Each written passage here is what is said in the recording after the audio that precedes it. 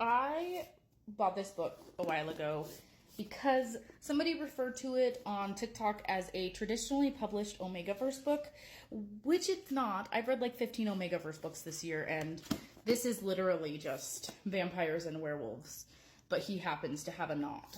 That's the only like Omegaverse-ish element in there. But I wanted to love this, but I didn't. I liked it. I almost DNF'd it a few times. The first half of the book is really boring.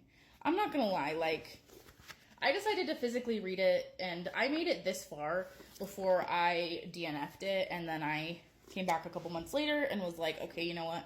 I didn't give this book a fair shot. Let me listen to it on Spotify, because I had my 15 hours of listening time or whatever. And literally 52% through the way was when I was like, okay, this is kind of good. But the first 52%, I was like, oh my gosh, this book is so boring. Literally, like, all she does in the first half of the book is, like, sit and sulk. Like, they get married, and then she sits and sulks, and his little sister occasionally bothers her. And she's very much so, my name is Misery Lark, and I'm gonna make that my entire personality. And honestly, until like 80% of the way through the book, I was like, do these people really need to be together? Because he doesn't really seem like he's that into her, and she doesn't really seem like she's that into him. I mean, by the end, I was like, okay, I like them together. They're good together.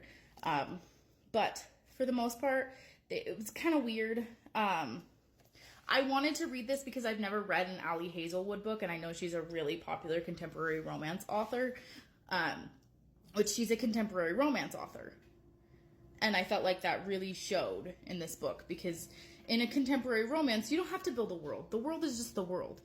But in paranormal, supernatural, fantasy, romance, you have to build the world. And I felt like there was very little world building, and like she kind of just expected you to know what was going on. And it felt a little like everything was just out of context, and I was confused. I was very confused.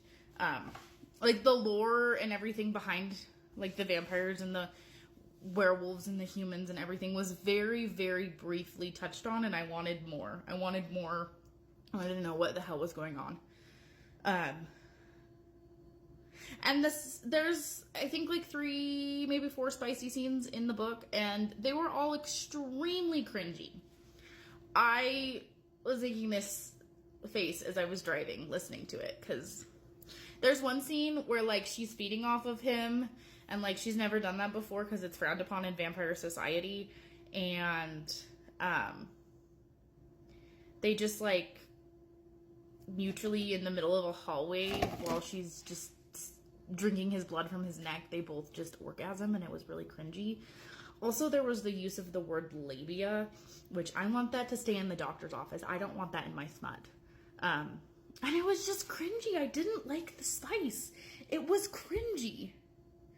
And then there's this part where, like, he's really mean and cruel to her, like, as, like, a stay away from me, I gotta protect you type of thing. And then they almost die, and they just never address the fact that he was, like, super cruel to her. Like, they're like, oh, he almost died, let's not talk about it. Yeah, it was weird.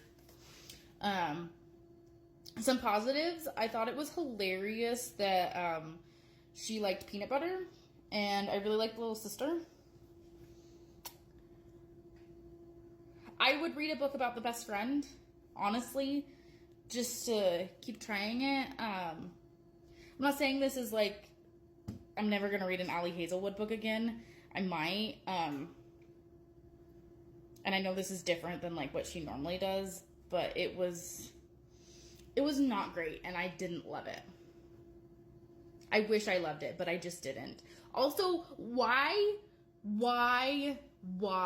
did she spell vampire with a fucking Y? That's my biggest complaint of the whole freaking book. Vampire is spelled with an I, not a Y. Ugh. That made me mad. Anyway. Book talk, you've disappointed me. I didn't love this one. It was like a 3.5 out of 5.